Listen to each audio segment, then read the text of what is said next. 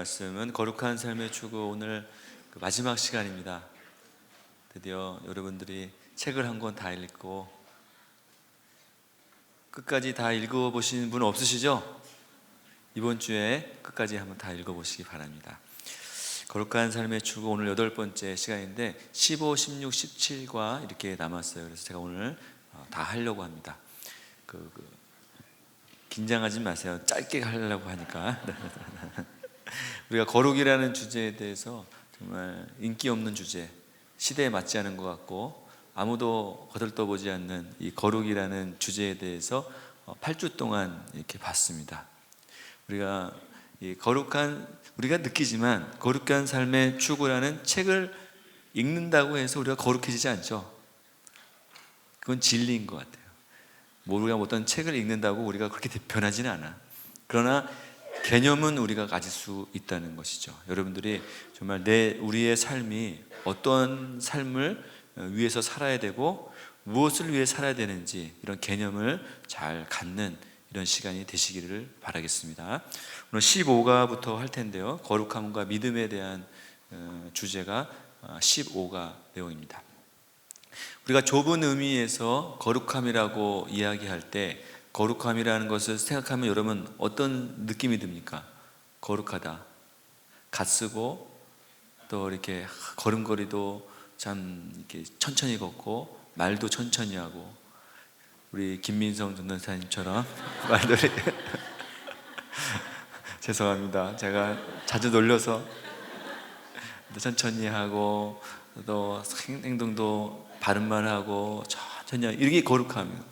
세상 또 오락도 안 하고 PC방 안 가고 또 남들 안 하는 거 다 하지 않고 험전하게 이런 좁은 의미에서의 거룩함이라는 것은 무엇을 말합니까? 세상과 어떤 분리된 거, 단절된 거, 이것이 거룩함이란 전체를 말하는 게 아니에요. 이거는 좁은 의미에서의 거룩함. 그럼 넓은 의미에서의 거룩함이라는 것은 무엇인가? 우리가 하나님이 하라고 하시는 일에 마음을 들여서 순종하는 적극적인 순종의 자세로 나가는 것을 거룩함이라고 얘기한다는 거예요. 우리가 지금 이걸 보려고 하는 거예요. 단절하고 끊어버리고 잘라내고, 물론 이것도 필요합니다. 그러면 그렇게 해서 뭘 할 겁니까 우리가? 그 세상과 나는 간고도 없고 구속된 주만 보이도다 하면서 골방에 앉아갖고 그렇게 살 겁니까? 그게 아니잖아요. 실제의 삶에서 어떤 삶을 살아야 되는가? 하나님이 뭐라고 말씀하시든지 간에 순종할 수 있는 삶을 살아내는 것, 그것이 바로 거룩합니다. 그것을 말해주고 있는 거예요. 그러니까 성경이 말하는 거룩함이라는 것은 세상과의 단절뿐 아니라 하나님이 주시는 말씀에 내가 자원하여 순종하는 것을 의미해요. 그러니까 우리 신앙생활에 이런 것이 되죠. 신앙생활이라는 것이 뭐 하지마, 가지마, 말하지마, 이런 마로 시작하는 하지마, 계속 이런 것만 하는 것이 신앙이라 그러면 얼마나 스트레스 받겠습니까? 하지마, 이거 누가 그랬어요? 바리새인들은 하지마, 먹지마, 안식일에 어디를 먹어, 손 왜 씻어, 왜 안 씻어, 계속 그런 것만 했단 말이에요. 그러니까 우리 신앙이 굉장히 비판적이고 또 이런 테두리 안에 갇힌 신앙이 되죠. 그러나 예수님은 어떠셨어요? 와서 삭개오 내려와라, 잔치하고 세리하고 막 잔치하고, 그때 당시에 세리하고 같이 먹는다, 이거는 큰일 나는 일이에요. 우리 상식선에서 벗어나는. 그러니까 예수님은 죄인 하나가 용접하니까 어때? 자원해서 적극적으로 뭔가를 막 드리고 헌신하고 잔치하고 먹고 이런 일들이 일어났다는 거예요.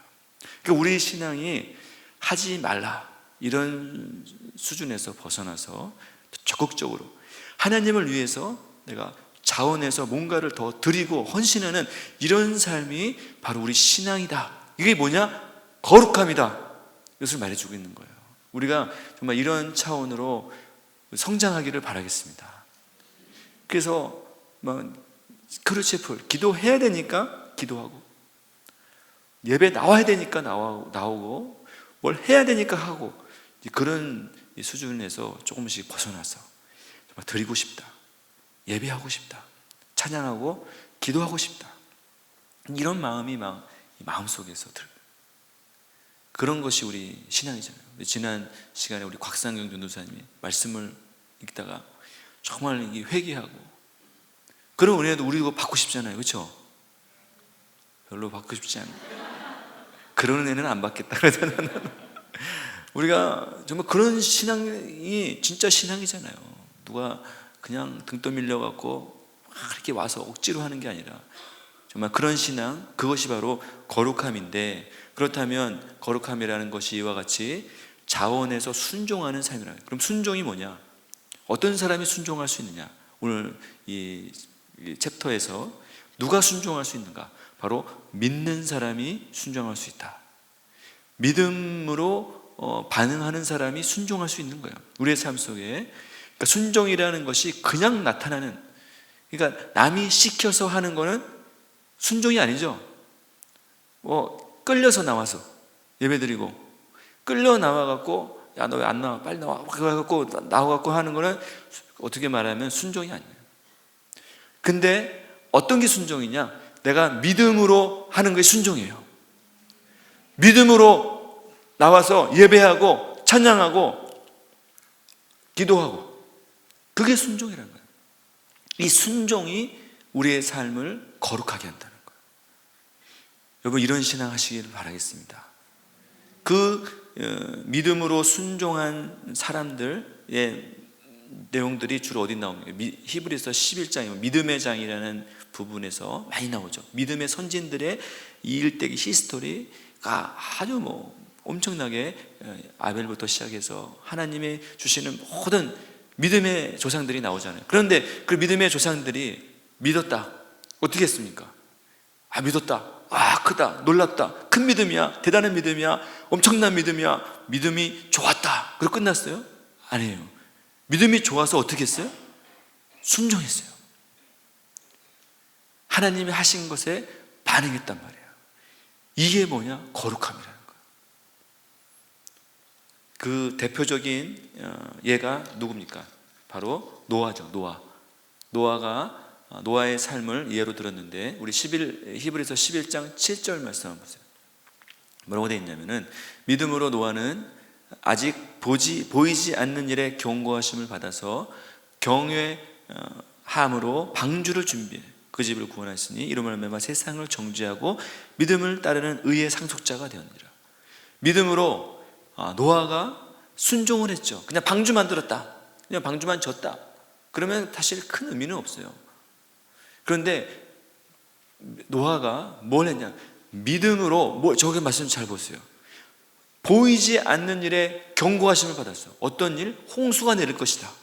당시에 노아 시대 때는 홍수라는 개념이 없었어요. 홍수가 뭐야? 홍수 없었어요. 창이 뚫리고 샘이 터지고 그런 일 없었어요. 비가 그 정확한 기록은 없지만 비라는 단어가 노아의 홍수 이후에 나와요. 그 전에 비가 내렸는지 안 내렸는지 잘 몰라요. 같지만 홍수라는 개념이 없었어요. 그때는 하나님이 하늘을 물로 닫아서 비라는 것이 없어요. 그러니까 보이지 않았어요, 홍수라는 것이. 근데 그것을 어떻게 했어요? 경고함을 받았어요. 홍수가 내릴 것이다. 근데 그것을 어떻게 했다고요? 경외함으로 받았다. 하나님 주신 말씀을 내가 믿음으로, 경외함으로 받았다. 이것이 바로 믿음이에요.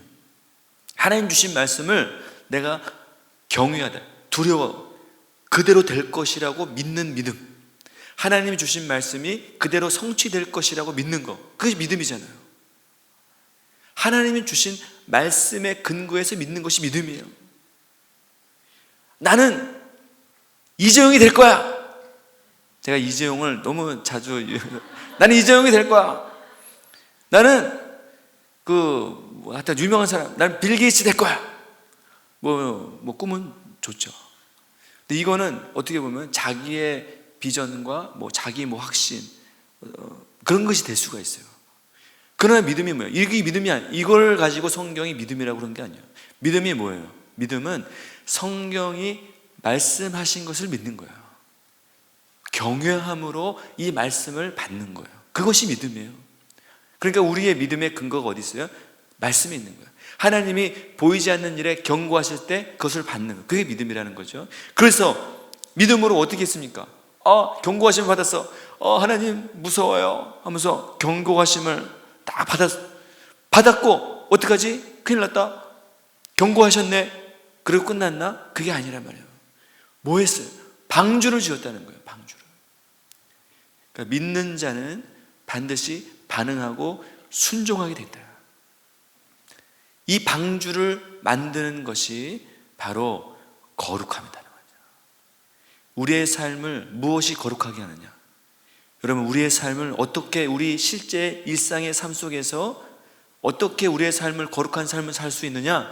바로 믿음으로 반응해서 이 시대에 방주를 짓는 거예요. 노아와 같이.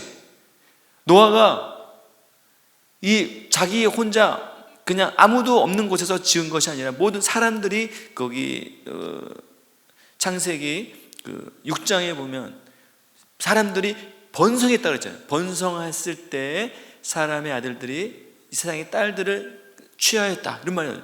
번성했어. 사람이 많은 가운데 방주를 지은 거예요. 아무도 없는데 혼자 방주 지은 게 아니에요. 그러니까 뭘 말합니까? 이 믿지 않는 이 시대 가운데 아무도, 아까 경고하심을 받았잖아요. 경고하심을 노아만 받았을까? 노아에게만 하나님의 말씀하신, 물론 그럴 수도 있지만 많은 사람들에게 경고했을 거야. 이렇게 살면 하나님이 심판하신다. 경고했을 거야. 많은 사람들을 경고했어요. 그런데 그것에 믿음으로 반응한 사람이 누구냐? 노아예요. 그러니까 우리는 이 시대를 어떻게 살아야 되냐? 이 시대가 아무리 타락하고 해도 나는 하나님의 말씀을 경고로 받고 이 시대 가운데 방주를 지어가는 사람이 바로 이 시대를 거룩한 삶으로 살아가는 그런 사람이 된다. 성경이 우리 가운데 말씀해 주고 있는 거예요. 여러분은 이 시대 가운데 나가서 뭘 해야 됩니까? 여러분을 위한 방주를 짓는 거예요. 우리 창세기 나중에 6장 14절에 보면 하나님이 노아에게 방주를 만들려고 할 때 뭐라고 말씀하셨습니까? 노아야, 방주 멋있게 져라. 나를 위해서 만들어, 크게 만들어. 그렇게 하지 않으셨어요. 너를 위해서 방주를 지으라 그랬어요. 하나님이 노아를 위해서 방주를 지으라 그랬어요. 우리가 이 땅에 살면서 방주를 짓는 삶, 이 태발의 삶을 지어가는 이 삶이 누굴 위해서 하는 겁니까? 너 위해서 하는. 그러니까 이 시대 가운데 방주를 만들지 못하는 사람들은 휩쓸려 가는 거예요. 홍수가 날 때 휩쓸려 가는 거예요. 여러분들 이 시대 가운데 거룩한 삶 선택이 아니에요.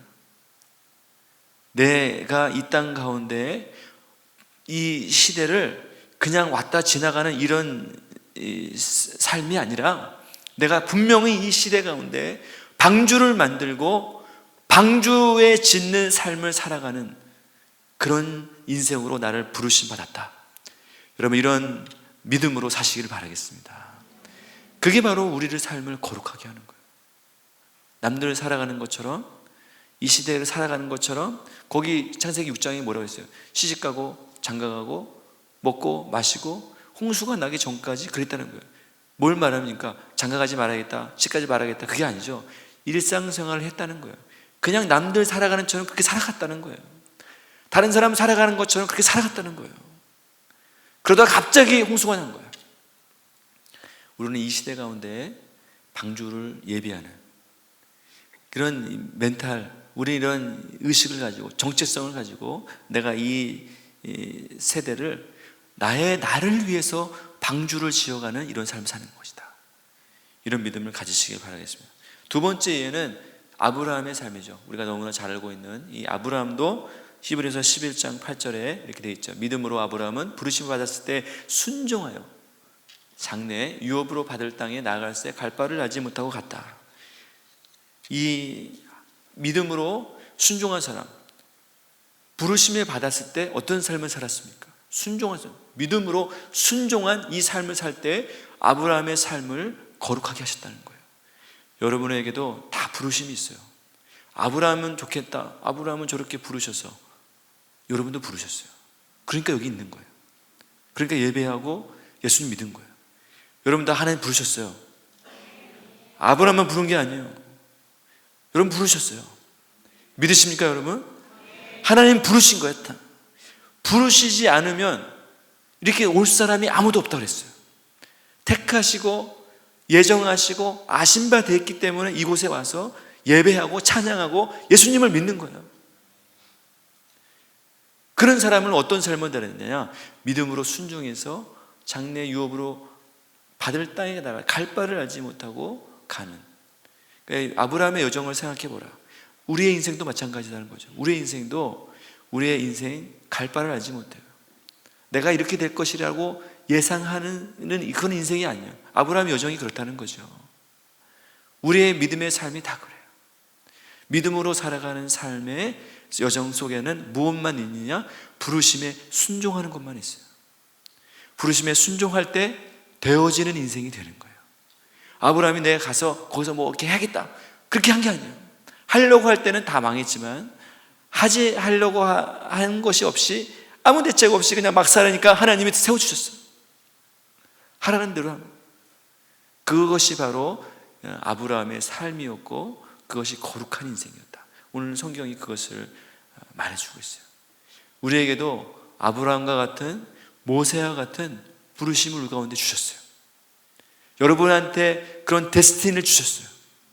그게 뭐냐? 마태복음 6장 33절이에요. 저는 아브라함이 저를 부르신 것처럼 그런 음성을 주셨으면 좋겠어요.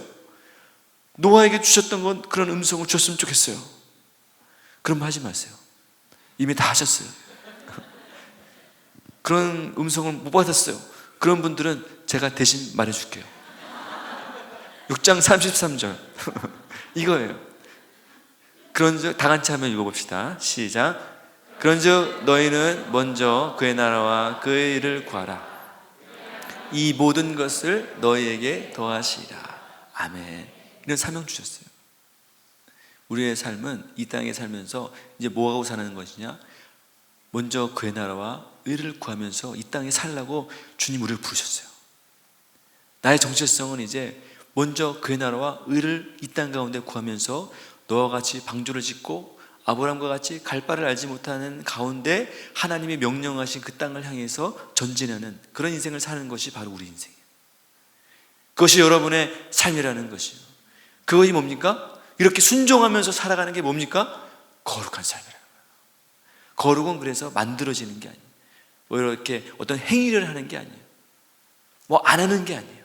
그런 차원을 벗어나서 이제 이 시대에 방주를 지어가는 아브라함과 같이 믿음의 여정을 걸어가는 그 삶이 우리의 삶의 거룩한 여정이요 나를 거룩하게 하는 그런 길이다.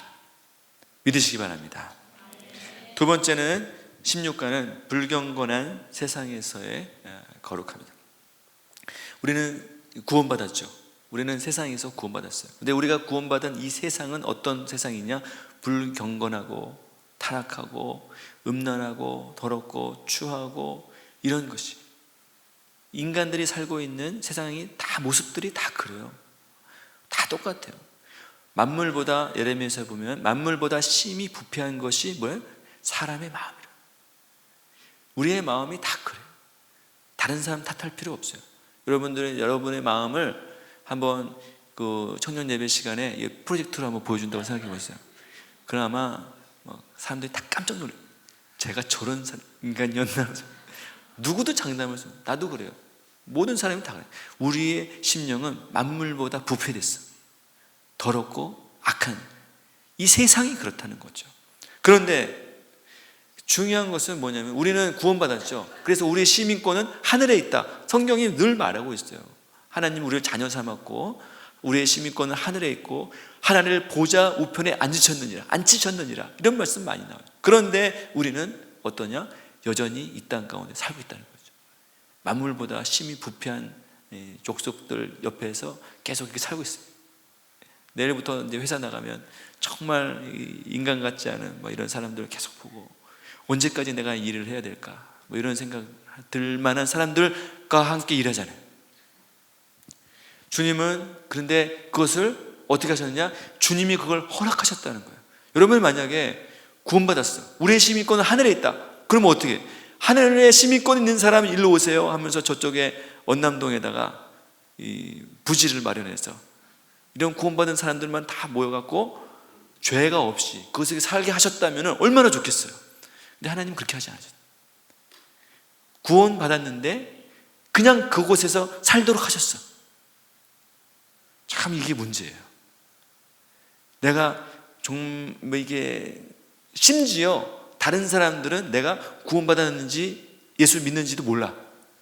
내 시민권이 하늘에 있는지 땅에 있는지 저 나라에 있는지 잘 몰라. 이런 가운데 우리가 구원받았다는 거예요. 그러니까 이게 참 중요한 문제죠. 이 세상을 내가 어떻게 살아가야 할까? 이 불경건한 속에서 내가 어떻게 거룩함을 지키면서 살아가는 거, 이게 우리의 인생의 가장 큰 어떻게 보면 사명이요, 어떻게 보면 문제라는 거예요. 해결해야 돼. 내가 거룩하게 살려고 해도 세상은 가만히 안 놔둬요. 여러분들을 가만히 안 놔둬요. 어디 데려가고 눈에 여러분 지하철만 한번 타봐도 어디 정신이 없어. 지하철역만 한번 지나가도 또 길거리 한 번만 지나가도 뭐 한 번만 가도 정신이 없어요. 보고 듣는 것이 다 이 세상에 이런 거예요. 세상에 다 교회였으면 좋겠죠. 저쪽은 가면 크리오 채플 있고 이렇게 가면 비전 채플 있고 쉐키나 있고 그러면 얼마나 좋아. 오늘 이번 역은 쉐키나 역입니다. 얼마나 좋아. 그러면 그 기도했다가 또 다음 역은 크리오 채플입니다. 1시간 기도하고 가십시오. 그렇게 하면 얼마나 좋아. 근데 세상은 우리를 그렇게 놔두지 않아요. 그렇게 놔두죠. 어디를 가든 우리가 넘어지고 불경건한 것들을 마주할 수 있는 상황 속에 우리를 놔둔다는 거예요. 이게 문제죠. 그래서 예수님은 우리에게 이렇게 말씀합니다. 마태복음 5장 13절. 우리의 삶의 불경건한 세상 속에서 우리가 어떤 삶을 살아야 되는지에 대해서 아주 명확하고 분명하게 말씀하셨는데, 이것이 바로 우리의 사명입니다. 너희는 세상의 소금이니, 소금이 만일 그 맛을 잃으면 무엇을 하겠노? 쓸데없어 다만 밖에 버려져 사람들에게 발ved되니라. 그 14절에 나오지만 너희는 세상의 빛이다. 우리를 명확하게 정의했죠. 너희는 소금 중에 소금이다 이렇게 말씀하지 않았어요. 너희는 빛 중에 빛이다 이렇게 말씀하지 않았어요. 우리는 어떻게? 세상 속에 있는 소금이다. 세상 속에 있는 빛이다. 그러니까 나는 그런 사람이에요. 그러니까 예수님이 뭐라는 거예요? 우리를 세상에 두기를 기뻐하셨다는 거예요. 우리가 있어야 될 곳이 이 세상 속이라는 거예요. 그 세상 속에서 어떻게 살아야 되느냐? 소금으로 살아라. 빛으로 살아라. 이 세상이 아무리 어둡고 혼탁하고 흑암이고 그래도 너는 빛을 밝혀라. 너희는 빛이다. 이 말은 무슨 말입니까? 네 속에 빛이 있다는 거죠. 여러분이 자체 발광한다는 거예요. 여러분들이 얼마나 대단합니까? 저는 그런 사람이 아닌데요, 저는 아무것도 아닌데요, 그렇게 말하지 말라는 거예요. 하나님은 여러분을 세상 속에서 막 빛이 나는 그 가는 곳마다 여러분들이 이렇게 보는 곳마다 등불이 후레쉬가 돼갖고 밝히는 그런 사람들로 여러분 만드셨다는 거예요. 그러니까 여러분들이 없으면 어떻게 돼? 세상에는 빛이 없는 거예요. 여러분을 세상 속에 빛으로 두셨다. 그러니까 여러분들이 세상을 짜게 하고 맛을 내고 하는 존재로 지으셨다. 이 말씀이 다음 우리가 생각해 봐야 될 것은, 그러니까 우리가 어떻게 살라고 하시는 것이냐? 우리가 살아야 될 곳은 분명히 말씀하셨죠. 어디야? 세상이에요. 세상 속에 살지만 세상 속에 영향을 받으며 살지 말고 세상에 영향을 주는 그런 인생을 살아라. 우리에게 명확하게 말씀하신 거예요. 여러분 생각해 보세요. 빛은 어둠에게 영향을 줘요. 그렇죠? 어둠 속에 그 어둠을 물리치는 것은 빛이에요. 빛이 있는데 어둠이 쏘여갖고 어둠을 없애게 하는 그런 건 없어. 그거는 영화에서 나오는 거야. 만화책에서. 어둠에게 영향을 줘요, 빛이. 그것을 밝게 해. 참 신기하죠. 또 생각해 보세요. 소금이 음식에게 영향을 줘요. 어떤 요리가 있으면 소금을 치면 그 음식에게 영향을 주잖아. 반대로 생각해 보세요. 소금에게 음식이 영향을 줄까요? 짠데 거기다가 뭐 떡볶이 넣고 소금 덩어리에다가 떡볶이 넣고 안 짜? 달아져? 그게 아니잖아요. 세상은 소금에게 영향을 줄 수가 없어요. 음식은. 소금은 그 자체로 영향력을 끼칠 수 있는 유일한 존재야. 맛을 내게 한다는 거예요. 그러니까 여러분들이 어떤 사람들이냐? 세상 속에서 영향을 주는 이런 사람들이라는 거예요. 여러분들은 잘 몰라. 나는 잘 몰라. 내가 얼마나 큰 영향을 미치고 있는지. 여러분들이 이 세상 속에서 어떤 영향을 미치고 있는지 여러분들은 잘 몰라요. 그러나 어둠에 있는 세계 사람들은 알아. 쟤 때문에 참 힘들다. 그런 것을 여러분 알고 있어요. 그런 사람은 살아야 돼요. 그러니까 이 세상은 영향력의 싸움이에요. 영향력의 싸움이에요. 내가 얼마나 영향력을 주는가. 그런데 우리는 예수를 믿은 우리는 주님이 우리에게 빛으로 허락하셨어. 우리에게는 빛이 있고 소금이 있어. 강력한 무기가 있는 거예요. 세상에다가 막 영향을 줄 수 있는 능력이 있어요.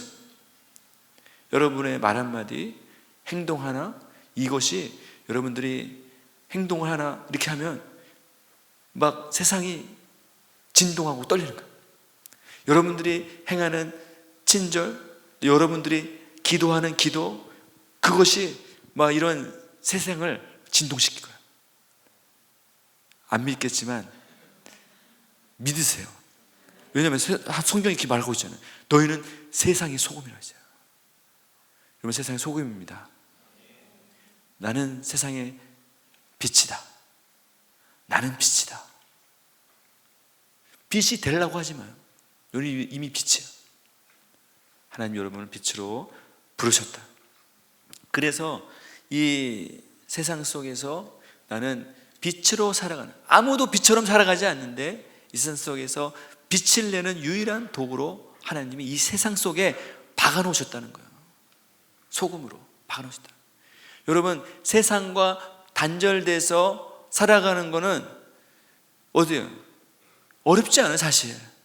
세상 속에서 단절돼서 사는 것은 비교적 쉬워. 여러분들 신앙을 회사 생활 안 하고 만약에 여기 기도원에 저기 산골짜기 기도원에 혼자 살았다. 그럼 신앙하기 쉬워요. 핸드폰만 없으면 돼. 그러면은 신앙 잘할 수 있어요. 여러분 TV 프로그램 중에 보면은 나는 자연인이다 있잖아요. 나는 자연이다. 산골짜기에서 텐트 치고 혼자 사는 사람. 그런 사람 보면 어때?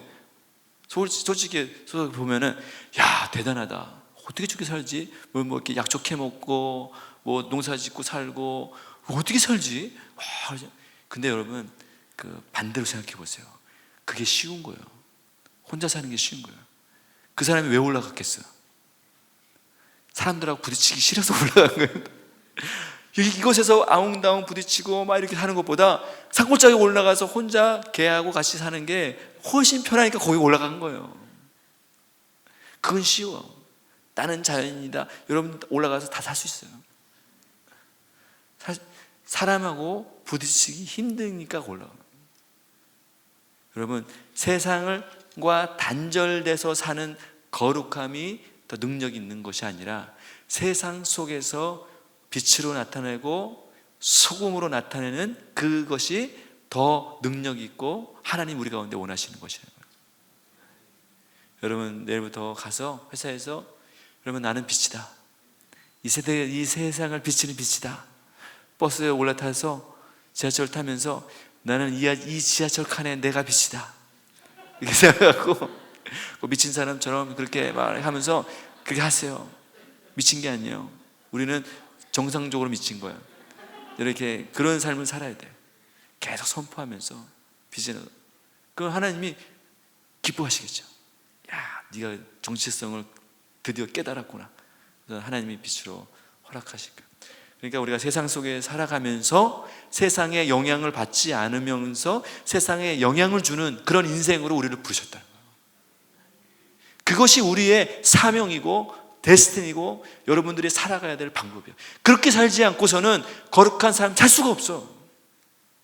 내가 빛으로 살지 않는다, 나는 소금처럼 살지 않는다, 세상에 거룩함이라는 건 있을 수가 없어요. 묻혀 사는 거예요. 묻혀서. 이런 불건강한 세상 속에서 살아가는 거예요. 그러니까 우리가 이 세상 속에서 살아가기 위해서는 쉽지 않아요. 제가 이렇게 말은 쉽게 하지만 쉽지 않죠. 우리가 세상 나가서 이 세상 속에서 이기고 승리하는 거 쉽지 않아요. 그래서 우리가 뭐 하는 거예요? 예배 드리는 거예요. 교회는 이렇게 어떻게 보면은 배터리 충전소예요. 가스 스테이션 같이 충전받고 나가서 하나님의 빛으로 소금으로 빛을 팍 밝히다가 이제 배터리가 다 나갔어. 그럼 어떻게? 교회 와갖고 다 충전받고 은혜 받고 말씀 받고 나가서 또 막 비치고, 그러니 배터리 충전소. 그래서 우리가 말씀을 받는 거야. 말씀의 힘으로 세상을 이기는 거야. 그래서 주일 예배 때 말씀 잘, 시편 119편 9절에 뭐라 그래요? 청년이 무엇으로 그 행실을 깨끗하게 하리까? 주의 말씀만 지킬 따름이니라 말씀하셨어요. 우리가 세상을 이기는 힘, 세상 속에서 힘과 능력으로 세상을 비추고 이기고 승리할 수 있는 힘 뭐냐? 말씀을 지키는 거예요. 말씀이 그래서 내 안에 살아 움직일 때 세상을 이기고 승리할 수 있는 능력이 되는 거예요. 그래서 우리가 이렇게 예배하는 거예요. 이 하나님의 은혜 속에서 보호받으면서 살아가는 거예요. 이 세상은 태풍과 같아요. 태풍처럼 막 몰아치는 것인데, 여러분들 태풍이 막 몰아칠 때 배들이 어디로 들어옵니까? 태풍 예보가 들어오면 항구로 들어오죠. 항구로 다 배들이 빼곡하게 들어와요. 항구에는 뭐가 있어요? 방파제가 있어요. 방파제가 항구를 둘러 진쳤어. 그래서 태풍이 아무리 몰아치더라도 그 항구 안에 들어가 있는 배는 안전해. 마찬가지예요. 우리도 이 교회와 공동체 안에 보호받고 이곳에 있으면 어떤 태풍이 와도 이 하나님의 권위 안에 보호를 받는 거예요. 그 태풍이 오는데 내가 태풍과 맞서 싸우겠다, 한번 와봐라, 그냥 내가 한번 이겨버리라 하면서 나가서 막 고기 잡고 그러면 어떻게 해요? 그냥 죽는 거죠. 그러니까 태풍이 올 때는 이렇게 항구 속에서 피하고 방파제를 피해서 오지만, 그렇지만 그 항구에 들어와 있으면 안전하죠. 어려움이 없어요. 그런데 배들이 계속 항구만 있으면 어떻게 해요? 항구가 있으려고 있는 거예요? 아니에요. 태풍이 지나면 밖에 나가서 고기 잡고 또 수송하고 그러려고 항구에 오는 거예요. 마찬가지로 우리는 이 세상 속에서 이 안전한 항구에서 하나님의 말씀을 받고 받은 것으로 망망대해를 향해서 나가서 고기 잡고 일하고 그곳에 하나님 나라를 전파하고 그런 사명을 감당하기 위해서 우리 신앙하고 셀하고 그러는 거예요. 여러분 오늘 충전 받았습니까? 오늘 와서 밥만 먹고 갔다 그러면 안 돼요. 그래서 목사님이 늘 말씀 시간에 말씀을 영으로 들으세요 막 이렇게 막 하는 거예요. 들려야 이제 충전을 받아서 나가지. 이게 안 되면 어떻게 돼? 계속 항구만 있으려고 그래. 항구에만 밖에는 무서워요. 밖에는 태풍 불어요. 그래서 계속 항구에만 있어요. 항구에만 있으면 어떻게 해? 아무것도 없는 거예요. 아무 열매가 없는 거예요. 나가서 이제 싸워서 이기고 승리하고 그러려고 이제 하는 거예요. 그러니까 하나님은 중요한 것은 결론적으로 이 불경건한 이 세대 가운데 하나님이 우리를 두셨다. 우리가 이 시대를 살아가는 정체성은 내가 빛으로 소금으로 부르심 받아서 나가서 하나님의 말씀의 능력으로 세상을 이기고 승리하는 그 삶을 살기 위해서 하나님이 우리 교회에 신앙생활을 하게 하셨다. 그것이 바로 거룩한 삶이다. 그것을 말해주고 있는 거예요. 마지막 17과는 이제 거룩함의 기쁨이에요. 마지막 과입니다. 여러분 마지막 과만 잘 들으면 책을 다 읽은 거예요. 결론만 알면 돼요. 마지막은 거룩함의 기쁨이다.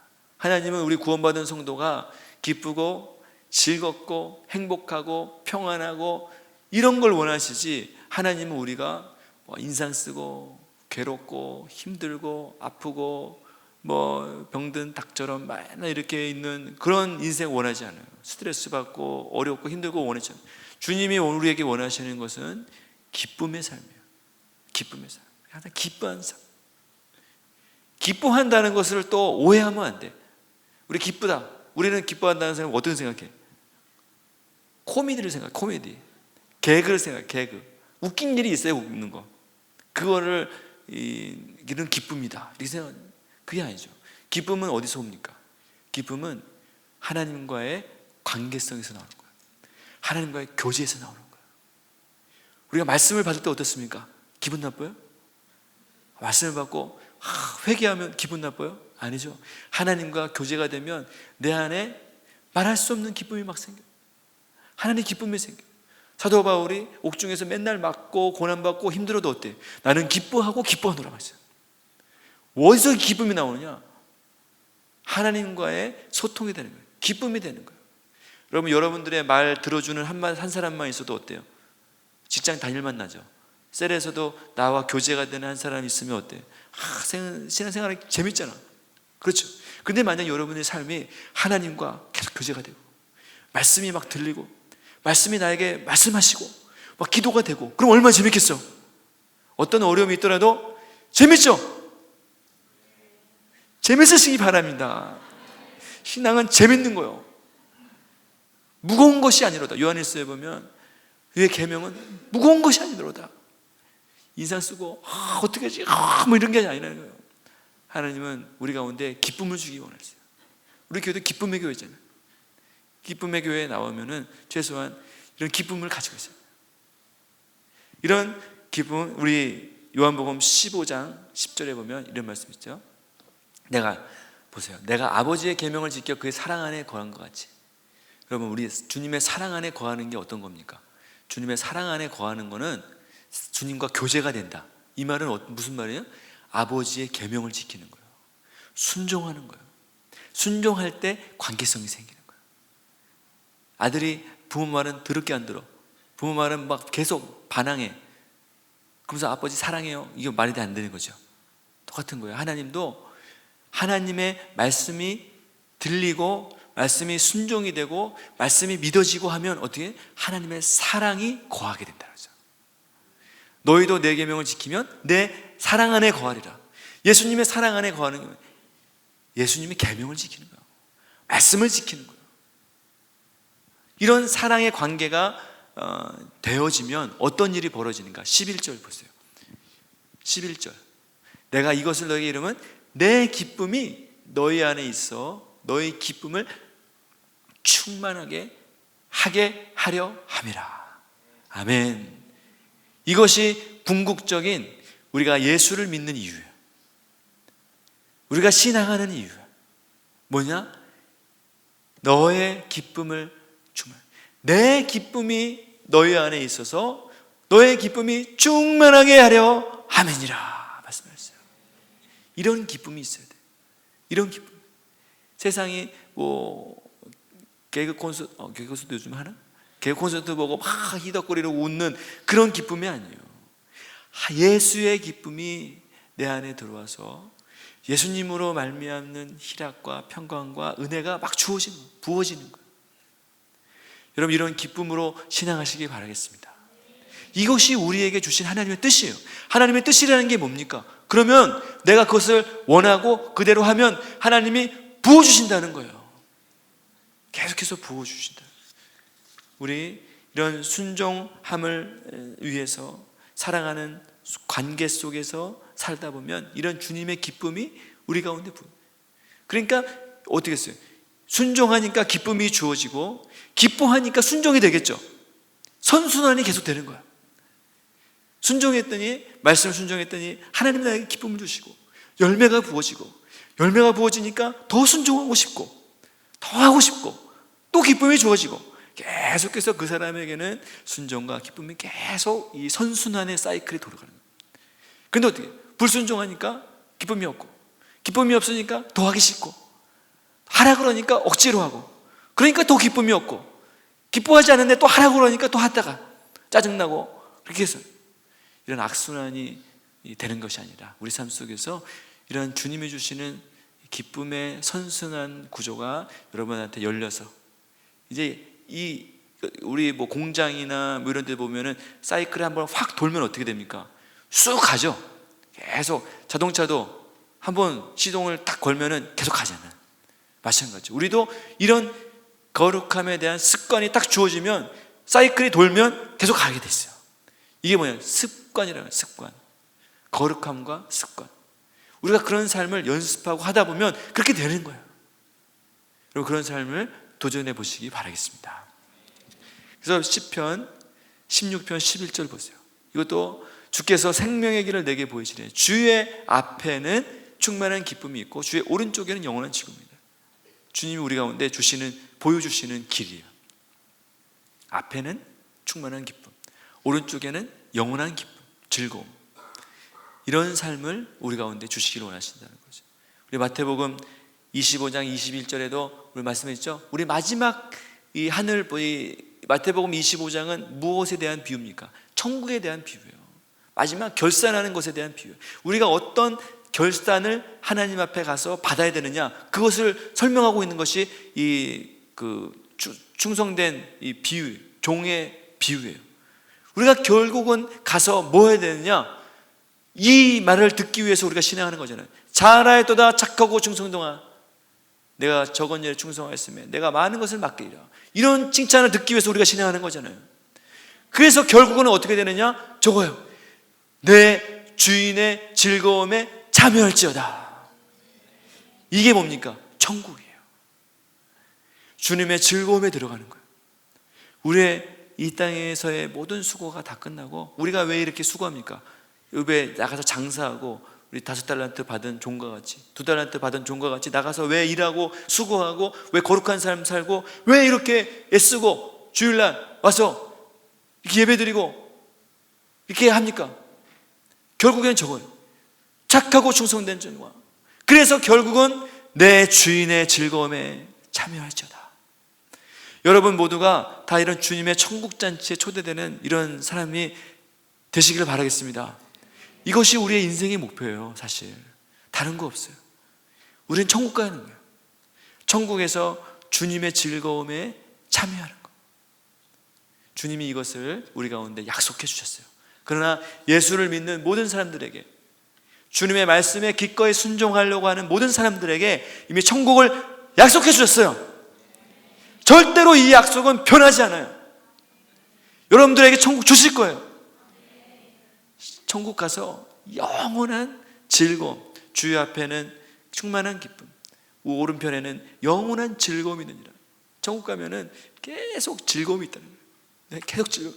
그게 무슨 즐거움인지 잘 모르겠어요. 웃다가 배가 너무 아파갖고 어떤 즐거움인지 상상이 안 가요. 뭐가 그렇게 즐거울까? 우리도 좀 즐거우면은, 재밌다 보면은 실증 나잖아요. 별로 재밌지도 않고. 그런데 하나님 나라에는 영원한 즐거움이 있다는 거예요. 영원한 충만한 기쁨이 있고. 뭘까 그게? 궁금하죠? 너무 궁금해요. 뭐가 그렇게 즐거울까? 뭐가 그렇게 즐거울까? 저는 지난번에도 얘기했지만, 그 보좌 앞에 선 그 네 생물들이, 그 날개가 6개 있잖아요. 2개는 그 얼굴을 가리고, 2개는 발을 가리고, 2개는 날아다니면서 거룩하다, 거룩하다, 거룩하다 계속 찬양하잖아요. 계속 찬양하잖아요. 뭘 이렇게 거룩하게, 뭘 한 번 하지 않고 계속 뭘 저렇게 할까? 인간적인 생각은 그런 생각이 많아요. 근데 정말 하늘을 날아 올라가면 정말 마음속에서 그런 거룩함에 대해서 찬양하고 영광 올려드리고, 그런 삶이 영원히 지속된다는 것이 사실 좀 상상이 안 가. 그게 뭘까? 궁금하죠? 안 궁금해? 너무 궁금해. 하나님이 우리 가운데 정말 이 세상에서 맛보지 못하는 그런 즐거움을 우리 가운데 주실 거예요.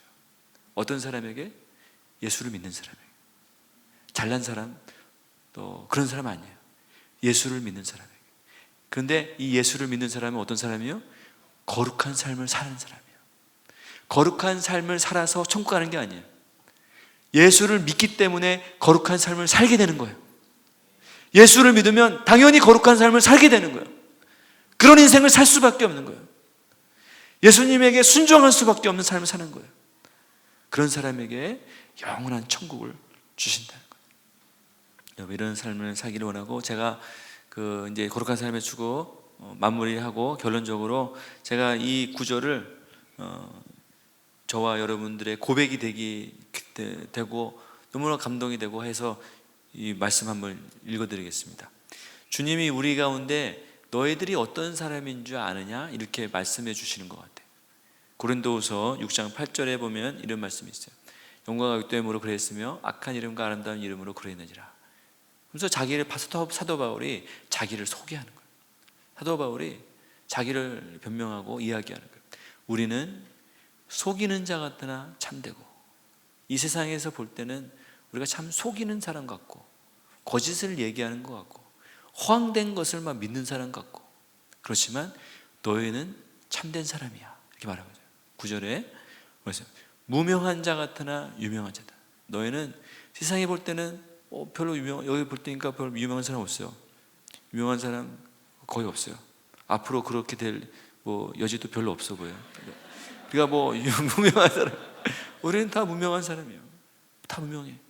세상에 볼 때는 무명해요. 드러난 사람은 없어요. 그런데 하나님 보실 때는 여러분들을 향해서 뭐라고 하죠? 너는 유명한 사람이야. 너는 천국에서 얼마나 유명한지 아니? 이렇게 말하고 있어요. 그리고 죽은 자 같으나 보라 우리가 살아있다. 우리는 쓸모없는 것 같고 내가 피폐해지고 또 생명력 없고 능력 없는 자 같지나 하나님은 우리가 너는 살아있다. 그리고 징계를 받는 자 같으나 죽임을 당하지 않아. 징계를 받았어. 되는 일도 없고 실패하고 또 어려움을 당하고 고난을 당하고 또 어떤 여러 어려움들만 당하는 사람들이 우리인 것 같아. 세상 사람들이 볼 때는 그렇더라고요. 하찮게 보이는, 징계받아 보이는 사람처럼 살아간다는 거예요. 그러나 어때요? 우리는 죽임을 당하는 그런 사람이에요. 징계받는 자가 아니에요. 우리는 죽음 속에 있는 사람이 아니에요. 그렇게 말해요. 너는 그런 사람이야 이렇게 말해요. 그 다음에 10절에 마지막으로 근심하는 자 같으나 항상 기뻐하라. 우리는 세상 속에서 볼 때 참 되는 것도 없고 초라해 보이고 늘 근심, 걱정, 어려움 많은 것 같아요. 세상 사람들 볼 때는 대책 없이 사는 것 같고 근심하고 어려운 사람처럼 보이지만 너는 항상 기뻐하라. 주님이 기뻐하시는 자고 너의 속에는 주님이 주신 기쁨이 있는 자야 이렇게 말해주는 거예요. 그게 바로 여러분들이라고. 그리고 가난한 자 같으나 많은 사랑을 부여하라. 우리는 정말 가난하고 있는 것 없고 또 남에게 줄 것 없고 그런 사람 같아 보이지만 여러분들을 통해서 많은 사람을 부유하게 할 수 있는, 많은 사람들에게 나눠줄 것이 있는 그런 영적인 부요가 가득한, 하늘 천국 창고가 가득한 이런 인생이 바로 여러분들이라고. 그리고 마지막으로 아무것도 없는 자 같으나 모든 것을 가진 자로다. 여러분들에게 이렇게 말씀해 주고 있습니다. 여러분들은 아무것도 없는, 실제로 아무것도 없죠. 우리는 아무것도 없는 것 같아요. 아무것도 없는 자 같지만, 그렇게 보이지만 주님은 모든 것을 가진 자다. 너는 모든 것을 다 가진 자다. 이렇게 말씀해 주고 있습니다. 여러분, 이런 주님의 말씀을 의지해서 우리는 다시 말씀드리지만 믿음의 싸움이에요. 내가 이 말씀을 믿고 살아가는 사람은 그렇게 살게 돼 있어요. 그렇게 주님이 대해 주실 거예요. 그리고 여러분들을 그런 위대한 인생으로 천국에서 유명한 자, 이 세상에서는 무명한 자 같으나 천국에서는 유명한 사람들로 여러분들을 바꿔주실 것입니다. 이미 유명한 사람입니다. 그런 인생으로 우리를 부르셨다는 걸 믿으시고 좀 주님 안에서 이 거룩한 삶을 평생 달려가시는 저 여러분 되시길 바라겠습니다.